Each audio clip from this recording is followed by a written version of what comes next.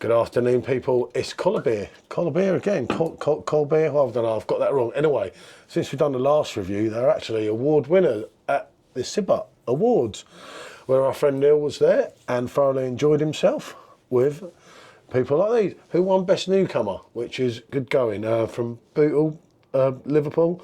Anyway, this one, 4.2. We're doing them on twos off, as I explained on the last video. Our Session New England IPA is the opening act of our brewing journey. A very sessionable and extremely Moorish brew with Simcoe and Citra hops and a hazy, oaty body to be enjoyed with friends. There you go. Okay. And this one, I thought I'd do with it, was the gluten-free pale ale. And this one just basically says, we said from the beginning that we want our beers to be accessible to everyone and appeal to a wide audience, which is why we needed to include gluten-free. Yeah, I get that. So in other words, they've got to do something. And this is a full-bodied pale ale, notes of tangerine, citrus, passion fruit and grapefruit. Sounds good. And the hops on this being Citra and Almara, yeah, you know the one in a way.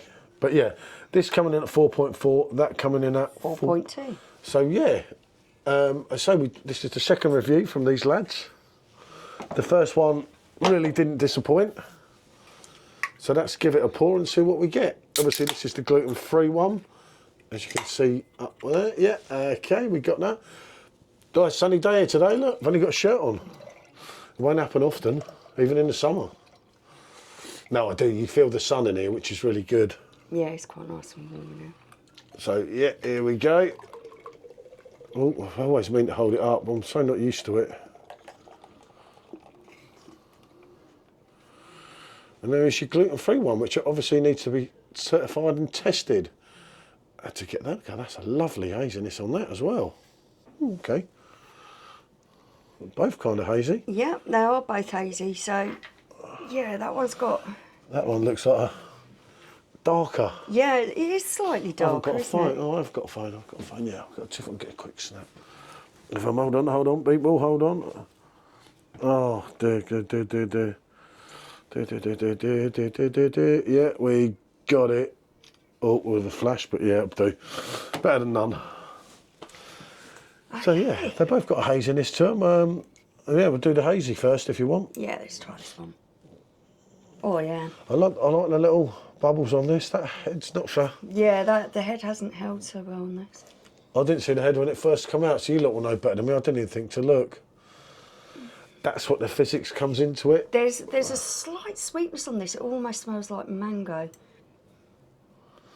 And some citrus there. Maybe a little bit of lemon, lime.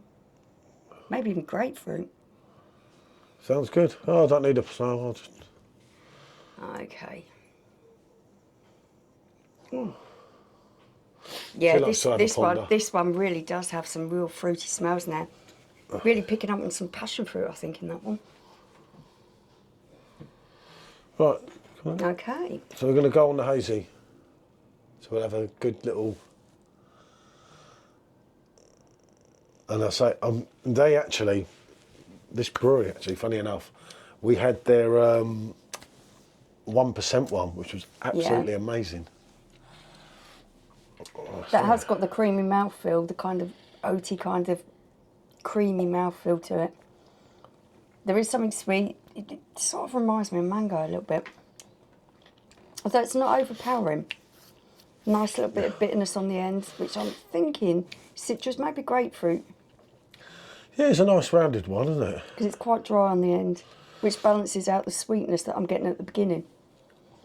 It's a good all-round beer, like they say. Yeah. A session. Yeah, At 4.2, there's a nice amount of flavour in there. It doesn't in any way feel watery on the mouthfeel. That's what we always panic with the lower ones. Just in case. Right, let's try this one. This is definitely smells more fruity than that one. Yeah.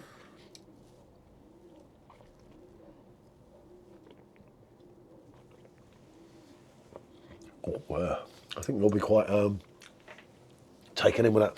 Now that's got, the fruit's much more in your face here, but not only that, the hoppiness at the hit at the end. Oh yeah. I think that's more, and that's much more like a bigger one for me. Oh, passion fruit, mandarin orange, a little bit of lime maybe. And then again, quite dry on the finish, which reminds me of a kind of grapefruit kind of feel to it. That's really nice. But it was really it was, refreshing. It was more hoppy at the end than that one, wasn't it? Yeah, it has got that little bit more of a hoppy bite at the end to it. Yeah, that one's really good. Not only did it have the hoppiness, it had the dryness as well in one, which is kind of giving it a different direction. So yeah, these two are up there.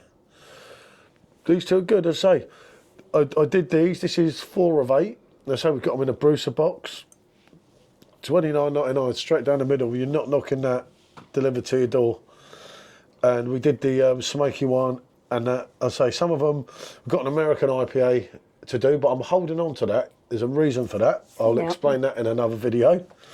So we're going to do a 3 off on the next one, which are all 3 kind of multiple beers, aren't they? But it's great to see a new brewery. You know, for one, you've got to have some balls really now to go at it. Yeah, it's a hard market, isn't it? It really, it's a tough market to be in. Yeah, it's the grapefruit. It is grapefruit, isn't it, on the end? Yeah. As well, it's essentially running through it with the other stuff, and definitely the bitterness is grapefruit at the end, which is absolutely lovely. Taking nothing away from this one, though. This is decent enough.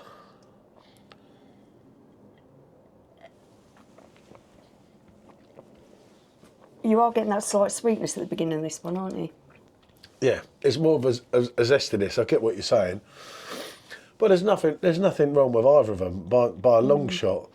And I love the write-up. Rooted in Liverpool, Colbier is crafting beer that hits all the right notes, harmonising our passion for continental and traditional brews with a love of music. That's the bit. Yeah, I learned this over the course of time. Forging a bond for our shared passion for music, we embrace a philosophy that mirrors our musicology to acknowledge the rules while daring to break them. Equalising balance, simplicity and quality, our goal is to consistently deliver proper sound beers from the beat of Liverpool, and that is the series. Proper sound beers, so fair play to them. Yeah, so I like that. They got the award, Best Newcomer, at the CIBA or CIBA Awards, whatever you call it. I don't know that one, but that was great to see because that shows they're being acknowledged. Yeah, and I think they definitely deserve that. Yeah, I can't think of anyone else. Obviously, we knew about these from Neil before we'd actually tried them, didn't we? And I saw a few things and I thought, now they look interesting. I saw them come up on Brucer and I thought, yeah, that's time to jump in on the box, which was absolutely great. It'd be hard to pick between the two because they're both, for me, I'd go on the grapefruit because I like grapefruit, but really, you've got a couple of decent hitters here. Head retention's good, you can see the lacing. You've got that kind of citrusy, orangey kind of taste. It's almost like marmalade for me. A little bit of passion fruit in there. Definitely grapefruit because it's got that dry kind of finish with it and a little bit of bite. That one for me is just a little bit of a step ahead. I think I'd give this one a 7 and this one an 8. Okay, I'll go along with it. I mean, what can I say? I think, yeah, I definitely think that one edges it. I do like the feeling, the creamy feeling of this one in the mouth. The mouth feels really quite nice and smooth, yeah. But yeah, you know, it's not like that versus that. It's just to get two out together. I say there is an American IPA that, as I say, I'm going to keep back. As I say, you'll see sooner or later why. There's a valid reason for that, unless I've been given the wrong information. But never mind, these things happen, don't they? And I don't get obviously a lot of American APAs, do I? So yeah. It's definitely a double yes. If she's going to say 8 and 7, it's more her 14 than mine. I really do think that they are good beers. I do like the way this looks even now. This one for me particularly, the flavours, the fruity kind of flavours that are coming through in that, they're quite individual, but they're working nicely together. Neptunes, another Liverpool. Yeah, it's a good beer coming out of Liverpool. I mean, people always go on about Manchester for the craft beer scene. You know, Liverpool's delivering a bit. Yeah. I do like that. Yeah. I could drink that, I must admit. It's very refreshing, isn't it? Yeah, and you've got the weather today. Middle of the daytime, they're not too. You don't want something heavy, do you? During the day. You want no way, a little Pedro. bit light, a little bit session. Well, I was going to do a couple of ciders with Escho for wouldn't I? And then she said, well, I want to do a review. Sun's shining, why not? Sun's shining, I'm thinking, yeah, but you want to do it? I've just arranged it. I thought, I know, I'll get one of these. And I'm trying to not get out like a double dry up IPA at 8 point bloody percent. And she says to me, Jesus, mate, haven't had very much beer in a while, so that wouldn't be a good idea. Might up your blood levels. Yeah. Might You never know. Might thin it out, but no, it's the old paint strippers that do that. It is. Right, what can I say? Thanks for watching. Double yes, Colbier. Well done again. Yeah, well done. Keep it going, lads, and well done on the award. Thanks and bonjour.